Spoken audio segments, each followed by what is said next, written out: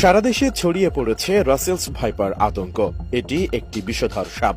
সরকারের venom research সেন্টারের তথ্য বলছে, পদ্মা নদীর তীরবর্তী জেলাগুলোতে এই সাপ বেশি ছড়াচ্ছে।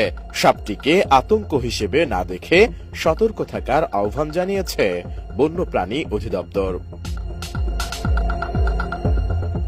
একসময় এই সাপ রাজশাহী ও চাঁপাইনবাবগঞ্জ অঞ্চলে বেশি দেখা গেলেও বর্তমানে পদ্মা তীরবর্তী কয়েকটি জেলা ও চরাঞ্চলে ছড়িয়ে পড়েছে এর উপদ্রব।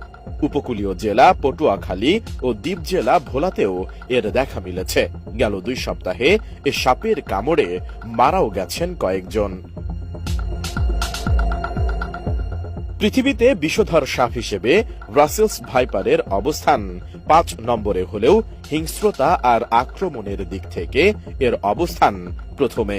এরা আক্রমণের ক্ষেত্রে এতই ক্ষিপ্র